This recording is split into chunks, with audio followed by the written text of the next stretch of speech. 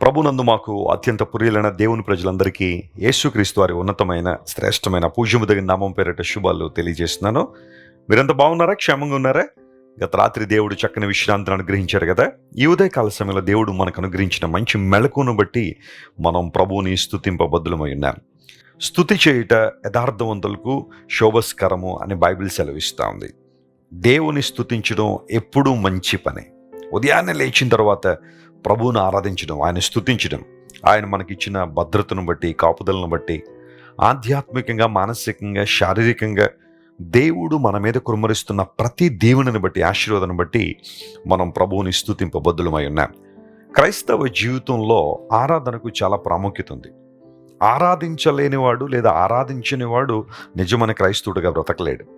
ప్రభువును ఆరాధించడం, ఆయన స్తుతించడం మనం నేర్చుకున్నప్పుడు స్తుతి మన స్థితిని ఖచ్చితంగా మారుస్తుంది. ఈరోజు వాగ్దాన సందేశం కోసం కనిపెడుతున్నారు కదా. బైబిల్ గ్రంథాన్ని తెరిచి ఇర్మీయా గ్రంథం 30వ అధ్యాయం 21వ వచనాన్ని ఈరోజు ధ్యానాంశంగా మనం చదువుకుందాం. The book of జెరమయా chapter 30 and verse 21. వారిలో పుట్టినవాడు వారికి రాజుగా ఉండును, వారి మధ్యన పుట్టినవాడొకడు వారిని ఏలును. నా సమీపమునకు వచ్చుటకు ధైర్యము తెచ్చుకునేవాడేవాడు, నా సన్నిధికి వచ్చునట్లుగా నేను వానిని చేరదీసెదను. ఇదే యెహోవా వాక్కు. Praise the lord. This is what the lord says. దేవుడు మాట్లాడుతున్న మాట ఇదే యెహోవా వాక్కు. ఏంటా వాక్కు అంటే, నేను వానిని చేరదీసెదను. I will draw him near to me. ఎంత చక్కని వాగ్దానం ఇది.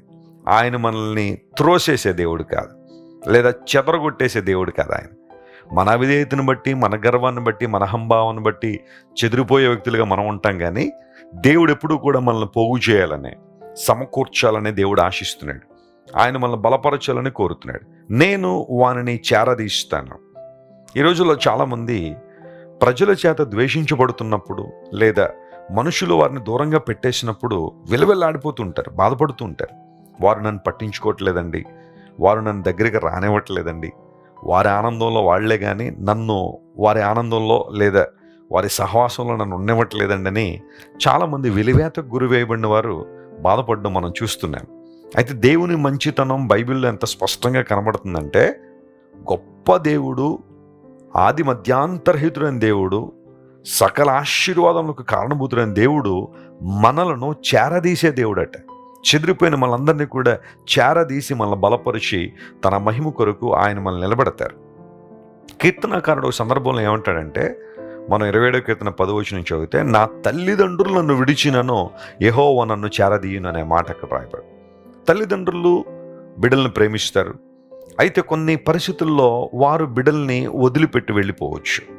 బహుశా కొంతమంది మానసికంగా బిడ్డల్ని వదిలిపెట్టేస్తారు, డిటాచ్ అయిపోతూ ఉంటారు, వారి బాగోగులు పట్టించుకోరు. తల్లిదండ్రులు ఉన్నా లేనట్టుగానే చాలామంది పిల్లలు బతికేస్తున్నారు లోకంలో. కొన్ని కుటుంబాల్లో తల్లిదండ్రుల్ని కోల్పోయిన వారు ఉంటారు. యాక్సిడెంట్ల ద్వారానో లేదా వ్యాధి రావడం ద్వారానో తల్లిలో తండ్రో దూరం అయిపోయిన పరిస్థితుల్లో కొంతమంది చిన్న బిడ్డలు ఎదుగుతూ ఉంటారు, లేదా చిన్న బిడ్డలు బ్రతుకుతూ ఉంటారు. బైబిల్ సెలవిస్తూ ఉంది, భౌతికమైన తల్లిదండ్రులు కొన్ని సందర్భాల్లో మనల్ని వదిలిపెట్టి వెళ్ళిపోవచ్చు, కానీ పరమందున్న దేవుడు, మన తండ్రి అయిన దేవుడు మనల్ని విడిచిపెట్టేవాడు కాదు. ఆయన మనల్ని చేరదీస్తాడని చక్కని మాట రాయబడింది. దావీదు భక్తుని జీవితంలో కూడా బహుశా తల్లిదండ్రుల నుంచే కొంత అవమానాన్ని కూడా ఎదుర్కొని ఉండొచ్చు. ఎందుకోసమంటే, సమూయేలు యెష్షయి బిడ్డల్ని అభిషేకించడానికి వచ్చినప్పుడు యెష్షయి అందరినీ పిలిచాడు, కానీ దావీదుని పిలవలేదు. దావీదుని ఇగ్నోర్ చేశాడు. ఇంకెవరైనా ఉన్నారని అడిగేంత వరకు కూడా దావీదు గుర్తుకు రాలేదు యెష్షయికి. కానీ దేవుడు దావీదును కోరుకుని, దావీదును ఎన్నుకొని, దావీదును చేరదీసి ఇశ్రాయేలు రాజ్యానికి రాజుగా నిలబెట్టాడు. ఈరోజు బహుశా నీవు కూడా ఒంటరితనంతో ములుగుతున్నావా? ప్రజలందరూ నిన్ను వెలివేశారా? అందరూ నిన్ను దూరం పెట్టేశారా? అందరూ నిన్ను చెదరగొట్టేస్తున్నారా? నీ దేవుడు నిన్ను చేరదీయవాడు, ఆయన నిన్ను బలపరిచే దేవుడు. ఆయన యేసు ప్రభువారి లోకంలో ఉన్న కాలంలో ఆయన ఒక ఇంటికి భోజనానికి ఆహ్వానించబడ్డారు. ఆయన భోజనాన్ని కూర్చున్నప్పుడు ఆయనకు ఎదురుగా జలోదర వ్యాధితో బాధపడుతున్న వ్యక్తి కనబడ్డాడు. జలోదర వ్యాధి అంటే డ్రాప్సీ. ఆ డిసీజ్ వచ్చిన వాళ్ళకి శరీరం అంతా కూడా వాచిపోయి ఉంటుంది అనమాట. అంటే బొబ్బలు కట్టేసి శరీరం అంతా నీరు పట్టినప్పుడు ఎలా ఉబ్బిపోయి ఉంటుందో అలాంటి వ్యాధి, డ్రాప్సీ అంటారు దాన్ని. మీరు లూకాసు వార్త 14వ అధ్యాయం చదివితే ఆ మాటలన్నీ అక్కడ ఉంటాయి. అయితే అది విశ్రాంతి దినం. యేసు ప్రభు అక్కడ ఉన్న ధర్మశాస్త్రోపదేశకులందరిని అడిగాడు, విశ్రాంతి దినమున ఇతను స్వస్థపరచడం న్యాయం కాదా అని చెప్పి యేసు ప్రభు వారిని చేరదీసి స్వస్థపరిచి పంపివేసి అనే మాట అక్కడ ఉంటుంది. అలాంటి వ్యక్తిని దూరం నుండి చూడడానికే చాలా ఇబ్బందికరమైన పరిస్థితుల్లో ఉంటారు చాలామంది. కానీ యేసు ప్రభు అతన్ని చేరదీసి, ఆ మాట నాకు ఎలా అర్థం అవుతుందంటే, ఆ డ్రాప్సీ అనే వ్యాధితో బాధపడుతున్న వ్యక్తి, భయంకరంగా శరీరం ఉబ్బిపోయిన వ్యక్తిని చూడడానికే కష్టమవుతున్న ఆ పరిస్థితుల్లో యేసు ప్రభు అతన్ని హత్తుకుని ఉండొచ్చు. చేరదీసి, నేనున్నాను, నేను నిన్ను బలపరుస్తాను, నిన్ను స్వస్థపరుస్తాను, నా మహిమ కొరకు నేను వాడుకుంటాను. ఆ వ్యక్తికి స్వస్థత వచ్చిన తర్వాత బహుశా చాలామంది చేరదీయడానికి ప్రయత్నం చేశారేమో, కానీ ఆ పరిస్థితుల్లో ఉన్నప్పుడే, ఆ రోగముతో అతను బాధపడుతున్నప్పుడే ప్రభు అతన్ని చేరదీశాడు. యేసు ప్రభు మంచితనం అదే. అందరూ నిన్ను వదిలిపెట్టి వెళ్ళిపోయారా? నీ కష్టాలను చూసి అందరూ నిన్ను హేళన చేస్తున్నారా? నీ దేవుడు నిన్ను చేరదీసి నిన్ను స్వస్థపరిచి తన మహిమ కొరకు నిన్ను వినియోగించుకునే దేవుడు ఆయన వైపు చూస్తావా? అక్కడున్న వారందరి మధ్యలో యేసు ప్రభు ఆ వ్యక్తిని చూసి స్వస్థపరిచి పంపించారు. God's focus is on you my friend. ఎక్కడైతే దుఃఖం ఉందో, వేదన ఉందో, కృంగుదల ఉందో, నిరుత్సాహం ఉందో, వైఫల్యం ఉందో, అక్కడ దేవునికి అనుదృష్టి ఉంది. ఎందుకోసం అంటే నిన్ను బలపరచడానికి, నిన్ను లేవనెత్తడానికి, తన మహిమ రాజ్య విస్తరణలో నిన్ను వాడుకోవడానికి దేవుడు ఇష్టపడుతున్నాడు. ఆయన నిన్ను చేరదీసే దేవుడు. ఆయన ఈ వాగ్దానాన్ని ఈ రోజంతా క్లెయిమ్ చేసి ప్రభువును స్తుతించండి, ఆయన మహింపరచండి, ఘనపరచండి. ఖచ్చితంగా మీ జీవితంలో అద్భుతాలు జరుగుతాయి. ప్రార్థన చేసుకుందాం. మా ప్రేమగల తండ్రి, గొప్ప దేవ, ఆశ్చర్యకరుడైన మా తండ్రి, నిత్యుడైన తండ్రి అయిన దేవానికి స్తోత్రాలు. ఈ ఉదయకాలసలు మీరు మాకు ఇచ్చిన మంచి వాగ్దానాన్ని బట్టి నీకు వందనాలు. నీవు మమ్మల్ని చేరదీసే దేవుడు గనుక నీకు స్తోత్రాలయ్యా. నా తల్లిదండ్రులను విడిచిన యెహోవా నన్ను చేరదీయునని కీర్తనకారుడు చెప్పినట్టుగా ప్రభువా, లోకంలో ఎంతమంది మమ్మల్ని విడిచిపెట్టేసినా నీవు మమ్మల్ని విడిచిపెట్టే దేవుడు కాదు గనుక నీకు స్తోత్రాలు. నీ వాగ్దానాల విషయంలో ప్రభువా, నీవు చేస్తున్న కార్యముల విషయంలో నీవు ఎల్లప్పుడూ కూడా మాట మీద నిలబడే దేవుడు గనుక నీకు స్తోత్రాలు. ఈరోజు మా ప్రియులందరినీ బలపరిచిన వాగ్దాన సందేశం ద్వారా ప్రతి ఒక్కరిని స్థిరపరిచి అద్భుతాలు చేయండి. ఘనత, మహిమ, ప్రభావం నీకు మాత్రమే ఆరోపిస్తూ యేసుక్రీస్తు వారి అత్యున్నతమైన నామం పేరిట అడిగి వేడుకొనిచున్నాం తండ్రి. Amen, amen, amen. God bless you dear friends. Have a wonderful day. Christ worship centre ఓ బలమైన సంఘ ఉద్యమం.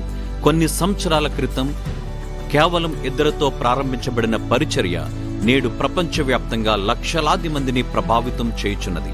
రాజమండ్రి, సికింద్రాబాద్, బెంగళూరు, చెన్నై, నెల్లూరు, దుబాయ్, బెహ్రైన్, కరీంనగర్, విశాఖపట్నం, గద్వాల్, కొవ్వూరు, మలకపల్లి, శ్రీలంక, భూటాన్, అడ్డతీగల, పాలమూరు, ఒంగోలు, బళ్ళారి, కోరుకొండ, పోతవరం, నల్లజర్ల, వెంకటరామయ్యగూడెం, మచిలీపట్నం, ఇందిరానగర్లతో పాటు అనేక గ్రామాల్లో క్రైస్ట్ వర్షిప్ సెంటర్ ఆరాధనలు జరుగుచున్నవి. వాక్య సంబంధమైన ఉద్యమంలో, పరిశుద్ధాత్మ సంరక్షణలో కొనసాగాలనుకునే ప్రతి ఒక్కరికి మా ప్రేమపూర్వక ఆహ్వానాన్ని అందిస్తున్నాము. రండి, ఆత్మతో సత్యముతో ప్రభువైన యేసుక్రీస్తును ఆరాధిద్దాం. మీరు ఇంతవరకు విన్న దైవ సందేశం మరియు దేవుని సేవకులు చేసిన ప్రార్థన మీకు ఆశీర్వాదకరముగా ఉన్నదని విశ్వసించుచున్నాము. ఈ సందేశాన్ని మీ స్నేహితులకు, బంధువులకు షేర్ చేయండి. మీకు ఏదైనా ప్రార్థన అవసరత ఉన్నచో మా ఫోన్ నంబర్లకు కాల్ చేయండి. దేవుడు మిమ్మల్ని ప్రేరేపిస్తే విశ్వాసంతో సాగుచున్న ఈ పరిచర్యను ప్రోత్సహించండి.